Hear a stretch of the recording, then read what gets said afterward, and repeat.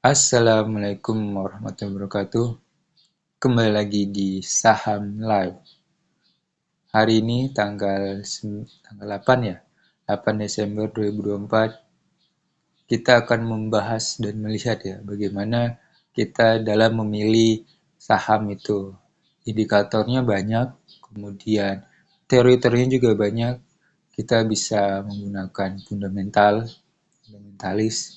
Salah satu cara untuk melihat bagus atau tidaknya, layak atau tidaknya kita membeli dari kinerja keuangan dari kinerja perusahaan tersebut.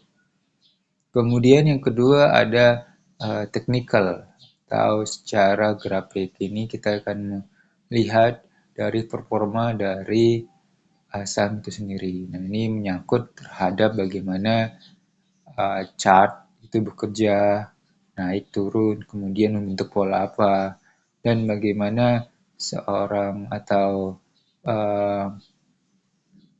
bandar ya, atau playmaker membuat permainannya,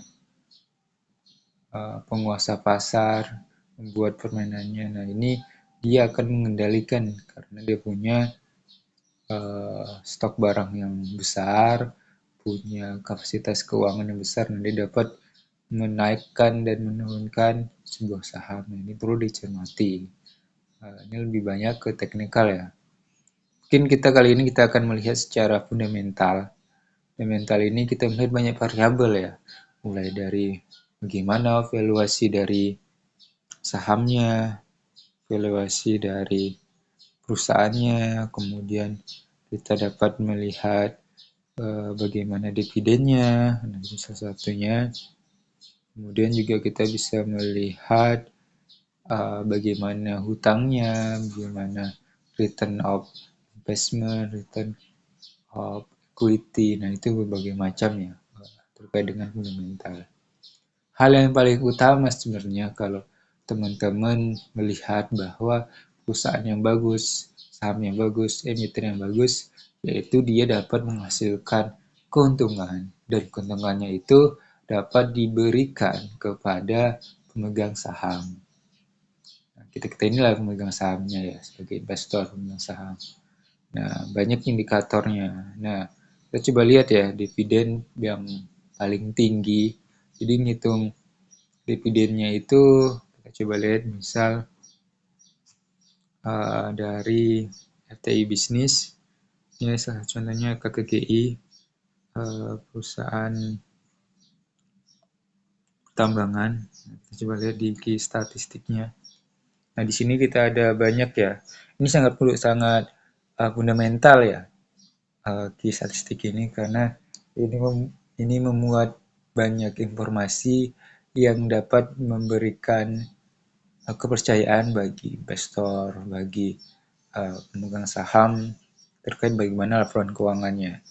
Ini kalau misalnya kita baca di page pertama ini ya, ada earnings per share atau EPS. EPS ini sangat penting karena ini kita melihat bagaimana profitabilitas ya dari perusahaan itu dibandingkan dengan equity-nya. Nah, kita lihat ya, ini udah mencapai Q3. Kita lihat bahwa secara quarter ini 1-2 bagus ya, dari tahun sebelumnya Q3 juga, cuman ini memang tidak besar ya kalau dibandingkan dengan mungkin di 2022 sampai di Q3 ya. Tapi ini lagi proses juga ya, Q4, dan sepertinya akan di angka 153 ini kalau annually prediction-nya dari RTI ini. Nah, kita kalau mau lihat di selanjutnya ya, ini EPS nanti kita bahas, tapi yang paling fokus utama itu kita di dividen. Dividen ini kita ingin melihat bagaimana pemberian ke pemegang saham. Misal tahun 2023 KKGI ini memberikan dividen Rp50 atau mungkin secara bulatnya itu secara double 48,23 dibulatkan jadi 50.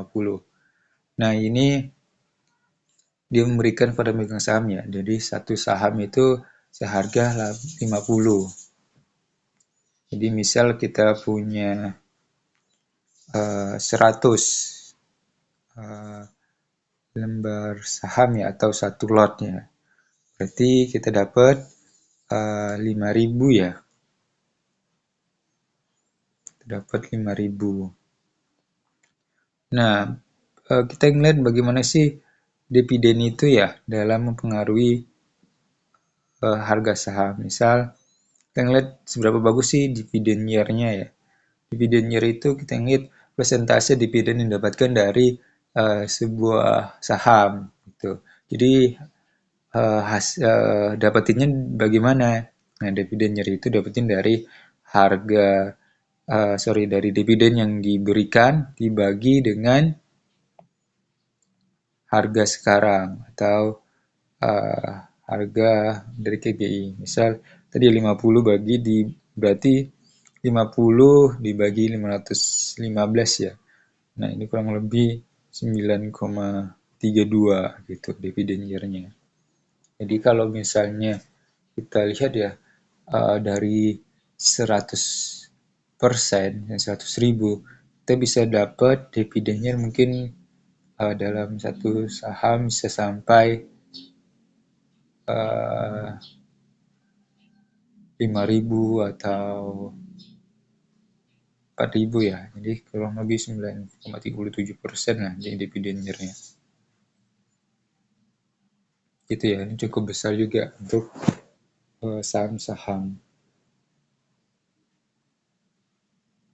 Jadi kalau dilihat 9,37 itu udah sangat tinggi ya dibandingkan secara overall. Kalau yang bagi dividen itu mungkin di range di 4 sampai 6 ya. Di situ paling banyak, paling dominan. Tapi kalau di angka 9, 10, 11 sampai ke atasnya itu udah sangat tinggi dan itu melihat betapa bagusnya ya kinerja sahamnya. Jadi kalau ini 9,37 dan layak ya untuk bisa dibeli. Misalnya TMG ya.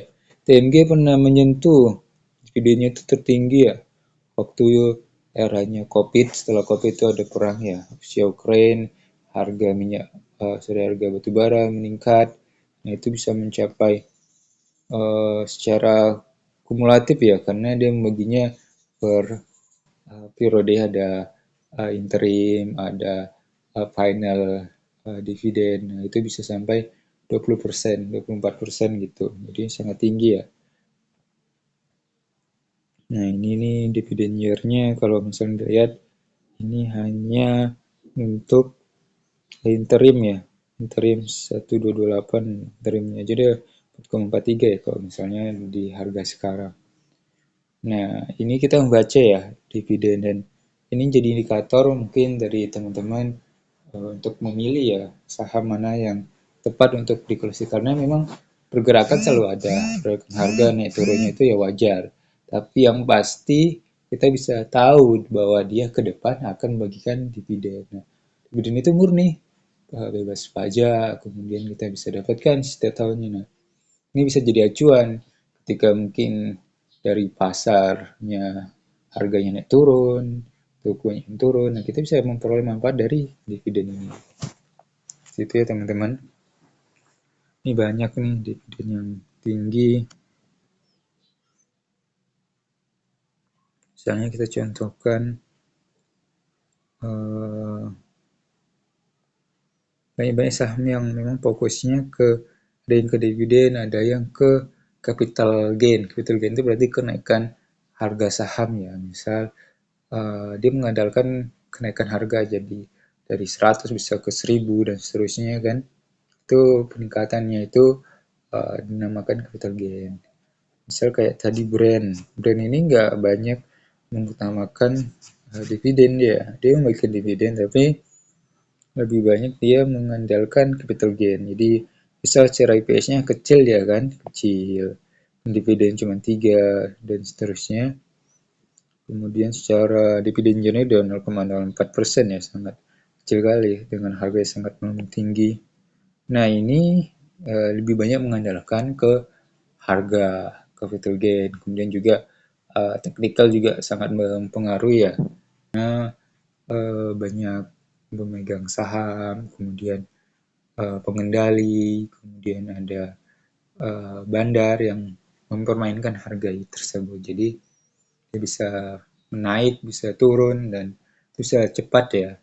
Namun jika pengen berniat untuk banyak resiko, kemudian juga dapatnya juga bisa besar, nah ini bisa masuk ke saham-saham yang memang lebih mengutamakan ke capital gain-nya. Tapi memang juga harus hati-hati juga ya. Banyak yang digoreng ke atas, misalnya teman-teman ngambil di puncak bisa diturunkan beberapa kali gitu. Kita harus punya mental lah intinya, mental yang kuat.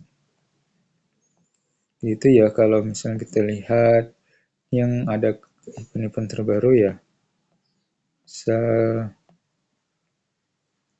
Nah, ini ada Adaro kemarin. Adaro ini lumayan tinggi ya. Kan terakhir dia tinggi banget untuk membagikan dividennya yaitu 1358. Kalau secara statistik itu dividennya itu hampir 76,85% ya. Oke, jadi begitu ya untuk Adaro, dan juga tadi sudah kita jelasin TMG, kemudian KGI. Nah, ini menjadi acuan bahwa kita bisa mulai dengan adanya pembagian dividen, kemudian kita lihat bagaimana mereka membagikannya secara rutin per tahun. Kita bisa memastikan bahwa keuangan mereka sehat, kemudian juga mereka bisa menghasilkan ya profit dan bisa membagikannya kepada pemegang saham.